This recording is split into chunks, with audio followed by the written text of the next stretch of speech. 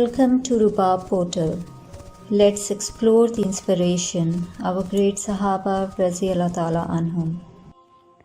أعوذ بالله من الشيطان الرجيم بسم الله الرحمن الرحيم رب اشرح لي صدري ويسر لي أمري واحلل عقدة من لساني يفقهوا قولي ربي زدني علما. بسم اللہ الرحمن الرحیم. آج جن صحابی کے بارے میں آپ کو بتاؤں گی ان کا نام ہے حضرت خالد بن ولید رضی اللہ عنہ. یہ وہی صحابی ہیں جن کے لیے نبی صلی اللہ علیہ وآلہ وسلم نے دعا فرمائی تھی کہ اے اللہ تعالیٰ انہیں شرف اسلام سے بہراور کر دے. یہ وہی ہیں جن کو نبی صلی اللہ علیہ وآلہ وسلم نے سیف اللہ کے لقب سے نوازا تھا. خالد اللہ کی تلواروں میں سے ایک تلوار ہے جسے اس نے کفار کے خلاف میان سے نکالا ہے. قبول اسلام کے موقع پر رسول اللہ صلی اللہ علیہ وآلہ وسلم نے ان کے بارے میں فرمایا تھا، خالد تیری عقل و دانش اور فہم و فراست کی بنا پر مجھے بہت امید تھی کہ ایک نہ ایک دن تم اسلام ضرور قبول کرو گے. حضرت خالد رضی اللہ عنہ کی ابتدائی زندگی. حضرت خالد رضی اللہ عنہ کا تعلق قریش کے خاندان بنو مخزوم سے تھا. یہ ایک معزز خاندان تھا. آپ کا سلسلہ نسب خالد بن ولید بن فعیرہ بن عبداللہ بن عمر بن مخزوم بن یقطہ بن مرہ بن قاب بن لوی القریش. ان کا سلسلہ نسب 7 پشت میں یعنی مرہ بن قاب میں حضرت ابو بکر صدیق رضی اللہ عنہ اور محمد صلی اللہ علیہ وآلہ وسلم سے جا ملتا ہے. والدہ کا نام لبابہ تھا. ان کے اسلام لانے یا نہ لانے پر اتفاق نہیں ہے. والد کا نام ولید. یہ بنو مخزوم کے سردار تھے اور بہت ہی مالدار تھے. کچھ روایات میں آتا ہے کہ ان کے 8 بیٹے تھے، کچھ میں 10، کچھ میں 12 اور کچھ میں 14. اپنے مال اور وقار کے غرور میں یہ اسلام نہ لا سکے اور اسے پھیلانے میں بھی رکاوٹ ڈالتے رہے. جنگوں کی سپرویژن اسی قبیلے کے پاس ہوا کرتی تھی. جنگوں کے سپہ سالار بھی ان کے قبیلوں ہی سے ہوتے تھے. خالد رضی اللہ عنہ کی تاریخ ولادت کا کہیں خاص ذکر نہیں، لیکن روایات سے معلوم ہوتا ہے کہ بعث نبوت کے وقت ان کی عمر 24 یا 25 برس کی تھی. روایات میں بیان ہے کہ وہ حضرت عمر فاروق رضی اللہ عنہ کے ہم عمر تھے اور بچپن میں ایک دفعہ حضرت عمر رضی اللہ عنہ سے کشتی لڑتے ہوئے ان کی پنڈلی توڑ ڈالی تھی، جو کافی علاج کے بعد پھر ٹھیک ہوئی تھی. حضرت خالد رضی اللہ عنہ منہ میں سونے کا چمچہ لے کر پیدا ہوئے تھے. کیونکہ باپ رئیس تھے، ان کے پاس مال و دولت، اونٹ، باغات، نوکر، ہر شے تھی. جوان ہوئے تو فکر معاش سے بے نیاز تھے. قدرت نے انہیں سیف اللہ بننے ہی کے لیے پیدا کیا تھا. آپ کی شخصیت اور مشاغل کی کچھ تفصیل. حضرت خالد بن ولید بہت باروب شخصیت رکھتے تھے. مضبوط اور گدا ہوا جسم، انتہائی پھرتیلے اور چست، باروب چہرہ، عقابی نگاہیں، ظاہر اور باطنی حسن اور جلال کا پیکر، ماہر شہسوار، نیزہ زنی، شمشیر زنی، نڈر اور بے خوف. یہ وہ تھے جو جنگ موتا میں رومیوں کے 1,00,000 کے لشکر میں سے 3,000 کی مٹھی بھر مسلمانوں کو خیریت سے مدینہ واپس لے کر آ گئے تھے اللہ تعالیٰ کے حکم سے. ان کی جنگی فہم و فراست نے سب کو حیرت میں ڈال دیا تھا. جنگ کے میدان میں کوئی ان کا مقابلہ نہیں کر سکتا تھا. روم اور فارس میں ان کے نام سے لرزہ طاری ہو جاتا تھا. ہر دم ان کی تلوار دشمنوں کی گردن پر لٹکتی. بہادری اور دولت ان کو خاندان سے ملی تھی.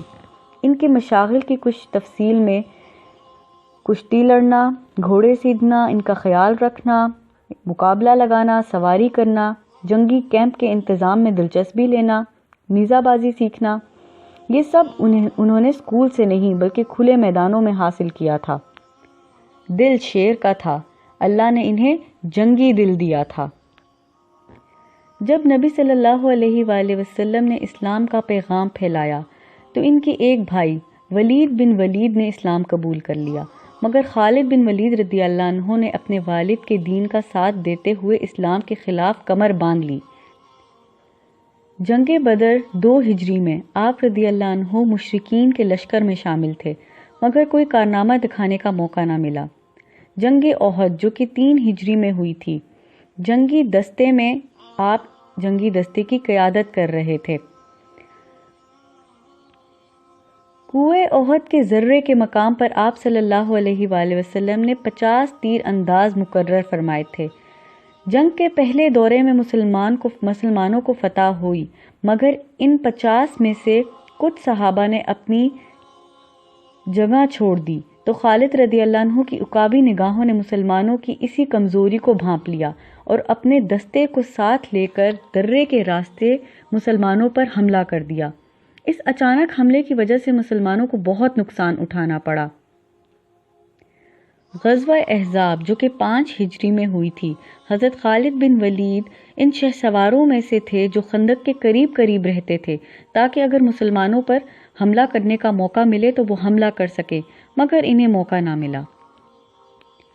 6 ہجری میں عمرے کی نیت سے مسلمان نبی صلی اللہ علیہ وآلہ وسلم کے ساتھ 1400 کی تعداد میں مدینہ سے نکلے۔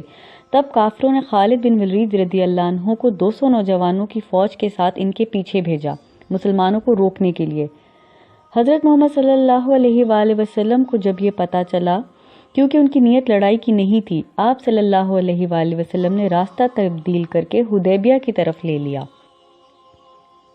صلح حدیبیہ کے موقع پر انہوں نے مسلمانوں کا قریب سے جائزہ لیا اور حیران رہ گئے کہ مسلمان نبی صلی اللہ علیہ وآلہ وسلم کے وضو کے پانی کو بھی نیچے نہیں گرنے دیتے تھے۔ یہ بات انہیں بہت حیران کرتی تھی کہ لوگ نبی صلی اللہ علیہ وآلہ وسلم سے کتنی محبت کرتے ہیں۔ صلح حدیبیہ کی شرائط کے بعد یہ کہتے ہیں، میں بڑا اداس ہو گیا تھا کہ اب اس ملک میں رہنے کا کیا فائدہ جہاں مسلمانوں کے ساتھ صلح ہو گئی ہے۔ بے چین رہتے تھے کہ اب میں کیا کروں۔ میرے جی میں آیا کہ میں حبشہ چلا جاؤں اور عیسائی ہو جاؤں، پھر سوچا کہ وہاں بھی مسلمان امن سے ہیں، ادھر کے بادشاہ کی وجہ سے وہ بھی نبی صلی اللہ علیہ وآلہ وسلم کا پیروکار ہو گیا ہے۔ آپ ان کی دشمنی کا اندازہ لگائیں، لیکن جسے اللہ ہدایت دینا چاہے۔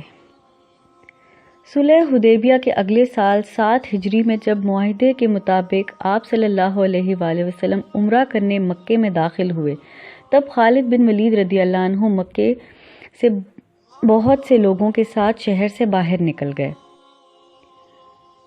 قبول اسلام۔ حضرت خالد رضی اللہ عنہ نے کہا کہ ہر دفعہ جنگ میں میری کوشش ہوتی کہ نعوذ باللہ نبی صلی اللہ علیہ وآلہ وسلم کا قتل کر دوں۔ بظاہر تو کوئی رکاوٹ نہ ہوتی، مگر کوئی شے مجھے روک لیتی۔ ایک دفعہ آپ صلی اللہ علیہ وآلہ وسلم نماز پڑھ رہے تھے اور یہ میرے لیے سنہری موقع تھا، لیکن میرے قدم رک گئے اور میں نے یہ سوچا کہ کوئی غیبی قوت ان کی مدد کر رہی ہے اور یہ خطہ عرب تو کیا پوری دنیا میں غالب آ جائیں گے۔ حضرت ولید رضی اللہ عنہ خالد رضی اللہ عنہ کے بھائی ان کے سچے خیر خواہ تھے۔ 7 ہجری میں عمرہ کر کے انہوں نے مدینہ واپس جا کر حضرت خالد رضی اللہ عنہ کو یہ خط لکھا جو کچھ اس طرح سے ہے۔ بسم اللہ الرحمن الرحیم۔ مجھے تعجب ہے کہ تم اسلام کے اس قدر خلاف کیوں ہو، حالانکہ تم جیسا دانا شخص اسلام کی حقانیت سے بے خبر نہیں ہو سکتا۔ نبی صلی اللہ علیہ وآلہ وسلم نے مجھ سے تمہارے بارے میں دریافت کیا کہ خالد رضی اللہ عنہ کہاں ہیں؟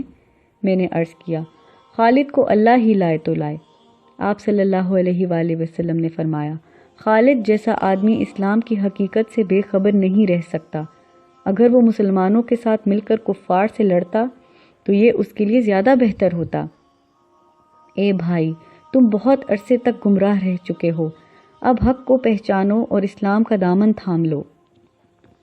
اس خط نے خالد رضی اللہ عنہ کو اسلام کی طرف مائل کر دیا اور وہ چند دن بعد حضور صلی اللہ علیہ وآلہ وسلم کے پاس حاضر ہوئے اور اسلام قبول کر لیا۔ حضرت خالد رضی اللہ عنہ نے اپنی کیفیت خود ایسے بیان کی، ولید کے خط نے میرے دل پر پڑے ہوئے ظلمت کے پردے چاک کر دیے اور میں اسلام کی طرف راغب ہو گیا۔ رسول صلی اللہ علیہ وآلہ وسلم نے میرے لیے جو بھی ارشاد فرمایا تھا اس نے میرے دل پر بہت اثر کیا اور میں آپ صلی اللہ علیہ وآلہ وسلم کے پاس ہونے کا پختہ ارادہ کر لیا۔ میں نے انہی دنوں میں ایک خواب دیکھا کہ میں ایک تنگ اور ویران جگہ سے نکل کر ایک وسیع اور شاداب اور پربہار میدان میں آ گیا ہوں۔ یہ خواب دیکھنے کے بعد جب میں مدینہ جانے کے لیے بالکل تیار ہو گیا تو پہلے صفوان بن امیہ اور اکرمہ بن ابو جہل سے ملا اور ان سے کہا کہ محمد صلی اللہ علیہ وآلہ وسلم کو عجم اور عرب پر غلبہ حاصل ہو رہا ہے، اگر ہم بھی اپنا ہاتھ ان کے ہاتھ میں دے دیں تو جو مرتبہ اور مقام ان کو ملنے والا ہے ہم بھی اس میں حصے دار بن جائیں گے۔ ان دونوں نے میری بات ماننے سے صاف انکار کر دیا۔ پھر میں اپنے دوست عثمان بن طلحہ سے ملا اور کہا، عثمان بن طلحہ، ہمارا حال اس لومڑی کی طرح ہے جو اپنے بٹ میں چھپی ہوئی بیٹھی ہے، اگر اس بٹ میں پانی چھوڑ دیا جائے تو وہ بٹ سے نکلنے پر مجبور ہو جاتی ہے۔ ہمیں نظر آ رہا ہے کہ مسلمان ہم پر غالب ہو جائیں گے، کیا یہ بہتر نہیں ہے کہ یہی وقت آنے سے پہلے ہم بھی مسلمان ہو جائیں؟ میں نے یہ باتیں بہت ہی مشکل سے عثمان سے کہی تھیں، جبکہ ان کے والد اور بھائی جنگ احد میں فوت ہو چکے تھے۔ مجھے لگا تھا یہ بھی میری بات نہیں مانیں گے، مگر میں حیران رہ گیا جب عثمان نے میری بات مان لی۔ اگلے دن ہم مدینہ کی طرف نکلے۔ راستے میں ہماری ملاقات عمر بن العاص سے ہوئی جو حبشہ سے آ رہے تھے۔ انہوں نے پوچھا، کدھر کا ارادہ ہے؟ میں نے کہا، خدا کی قسم مجھے یقین ہو گیا ہے کہ محمد صلی اللہ علیہ وآلہ وسلم اللہ کے رسول ہیں اور میں اسلام قبول کرنے ان کی خدمت میں جا رہا ہوں۔ چنانچہ ہم سب ساتھ مدینہ پہنچے۔ آپ صلی اللہ علیہ وآلہ وسلم کو جب خبر ہوئی تو بہت ہی خوش ہوئے اور فرمایا، مکہ نے اپنے جگر کے ٹکڑے تمہارے سامنے ڈال دیے ہیں۔ میں نے نئے کپڑے پہنے اور محمد صلی اللہ علیہ وآلہ وسلم کی طرف روانہ ہوا۔ راستے میں مجھے میرا بھائی ولید ملا۔ اس نے کہا، جلدی چلو، رسول اللہ صلی اللہ علیہ وآلہ وسلم تمہارے آنے سے بہت خوش ہیں اور تمہارا انتظار فرما رہے ہیں۔ تو ہم سب آپ صلی اللہ علیہ وآلہ وسلم کے پاس گئے۔ آپ صلی اللہ علیہ وآلہ وسلم نے جب ہمیں دیکھا تو بہت خوش ہوئے۔ میں نے قریب پہنچ کر سلام کیا۔ آپ صلی اللہ علیہ وآلہ وسلم نے گرم جوشی سے جواب دیا۔ میں نے عرض کیا، میں شہادت دیتا ہوں کہ اللہ کے سوا کوئی معبود نہیں اور آپ صلی اللہ علیہ وآلہ وسلم اللہ کے رسول ہیں۔ رسول صلی اللہ علیہ وآلہ وسلم نے فرمایا، اللہ کا شکر ہے کہ انہوں نے تمہیں ہدایت دی۔ مجھے یہی امید تھی، تمہاری فراست ایک دن تمہیں ضرور سیدھا راستہ دکھا دے گی۔ حضرت خالد نے کہا، مجھ سے کئی بار آپ صلی اللہ علیہ وآلہ وسلم سے لڑنے کا گناہ ہو چکا ہے۔ آپ صلی اللہ علیہ وآلہ وسلم اللہ سے میرے لیے مغفرت کی دعا کیجیے۔ آپ صلی اللہ علیہ وآلہ وسلم نے ارشاد فرمایا، اسلام اپنے سے پہلے تمام گناہوں سے پاک کر دیتا ہے۔ میں نے حیرت سے کہا، واقعی یا رسول اللہ صلی اللہ علیہ وآلہ وسلم؟ آپ نے فرمایا، ہاں۔ اس کے بعد آپ نے دعا کی، الہی، خالد رضی اللہ عنہ سے ماضی میں تیرے دین کی مخالفت کرتے ہوئے جو بھی غلطیاں سرزد ہوئیں ان کو معاف فرما دے۔ میرے بعد عمر بن عاص اور عثمان نے بھی اللہ کے رسول کے ہاتھ پر بیعت کی۔ خالد رضی اللہ عنہ نے اسلام کے قبول کرنے کے بعد مستقل مدینہ میں قیام کر لیا۔ اس طرح انہیں ہجرت کا شرف بھی حاصل ہو گیا۔ یہ واقعہ فتح مکہ سے 6 ماہ پہلے کا تھا۔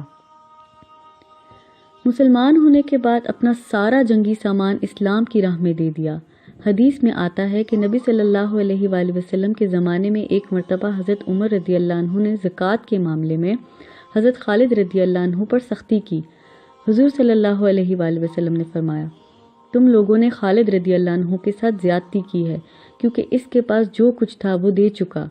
حضرت خالد رضی اللہ عنہ نے فرمایا، ایک وقت تھا میں نبی صلی اللہ علیہ وآلہ وسلم کی بہت خلاف ورزی کرتا تھا اور اب محبت کا یہ عالم ہے کہ نبی صلی اللہ علیہ وآلہ وسلم کے بال اپنی ٹوپی میں سی لیے تھے اور یہ ٹوپی اپنے سر سے نہیں اتارتے تھے۔